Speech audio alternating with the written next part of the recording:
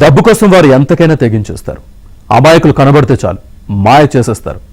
Black money కోట్లలో ఉందంటూ కళ్ళబొల్లి మాటలు చెప్తారు. 10,000 ఇస్తే చాలు 40,000 ఇస్తామంటూ ఆశపెట్టి అమాయకులను బురిడి కొట్టిస్తారు. ఇక అంతేనా, ఏకంగా పోలీసుల అవతారం ఎత్తి దోపిడీ చేసేస్తారు. ఇంతటి కరుడుగట్టిన నేరగాళ్లు ఎట్టకేలకు పోలీసులకు చిక్కారు.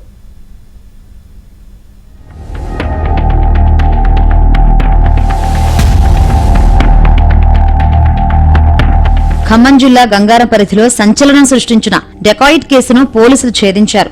తమ వద్ద బ్లాక్ మనీ కోట్లలో ఉందని, వైట్ మనీ 10,000 ఇస్తే బ్లాక్ మనీ 40,000 ఇస్తామని అమాయకులను నమ్మించి తర్వాత నకిలీ పోలీసుల ముసుగులో దోపిడీలకు పాల్పడుతున్న అంతర్రాష్ట్ర ముఠాను కల్లూరు ఏసీపీ వసుంధర యాదవ్ ఆధ్వర్యంలోని ప్రత్యేక బృందాలు అరెస్ట్ చేశాయి. ఈ కేసులో 2 టీజీఎస్పీ 15వ బెటాలియన్ సిబ్బంది కూడా ఉండడం సంచలనంగా మారింది.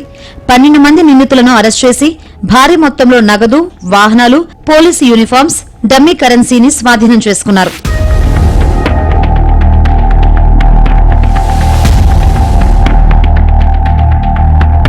కడప జిల్లా ప్రొద్దుటూరుకు చెందిన కురా గంగాధర్ ఇచ్చిన ఫిర్యాదుతో సత్తుపల్లి పోలీస్ స్టేషన్లో కేసు నమోదైంది. ఈ క్రమంలో రంగంలోకి దిగిన పోలీసులు డెకాయిట్ ముఠాకు చెందిన 12 మంది నిందితులను అదుపులోకి తీసుకున్నారు. విచారణలో నిందితులు నేరాన్ని అంగీకరించినట్లు పోలీసులు తెలిపారు. ఈ రోజు ది సత్తుపల్లి పోలీస్ స్టేషన్ లో క్రైమ్ నంబర్ 281/2026 కేసులు మన సక్సెస్ఫుల్లీ డిటెక్ట్ చేసింది. Based on credible information police team prompt గా యాక్షన్ తీసుకొని ఈ అక్యూజ్డ్ ని మనం అరెస్ట్ చేశాం. దాంట్లో టోటల్ 12 అక్యూజ్డ్ ని అరెస్ట్ చేశాం. ఈ గ్యాంగ్ చాలా ప్లాన్ గా పని చేసింది. దాంట్లో విక్టిమ్ ని 10 lakh ని 40 lakh కి కన్వర్ట్ చేస్తాం, అన్ని మీకు హ్యూజ్ కమిషన్ ఇస్తాం అన్ని చెప్పి ట్రాప్ చేశారు. ఈ ముఠాలో టీజీఎస్పీ 15వ బెటాలియన్ కానిస్టేబుల్ ముళ్లగిరి వర్ధన్, టీజీఎస్పీ 15వ బెటాలియన్ ఆర్ఎస్ఐ బైరా కేశవరావు కూడా ఉన్నట్లు తెలుస్తోంది.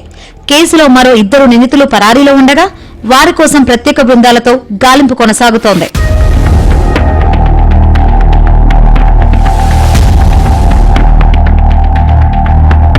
నిందితుల నుంచి 17,60,000 నగదు, 2 ఇన్నోవా కార్లు, 1 Ertiga car, 1 TVS Access scooty, 16 cell phones, 2 police uniforms, 1 handcuff, SI, RSI uniforms, police పేరుతో టీషర్ట్స్, అలాగే 500 రూపాయల చిల్డ్రన్ డమ్మీ కరెన్సీ నోట్ల 80 బండిలను స్వాధీనం చేసుకున్నారు. పోలీసులు కేసు దర్యాప్తును కొనసాగిస్తున్నామని, మరిన్ని వివరాలను త్వరలో వెల్లడిస్తామని తెలిపారు.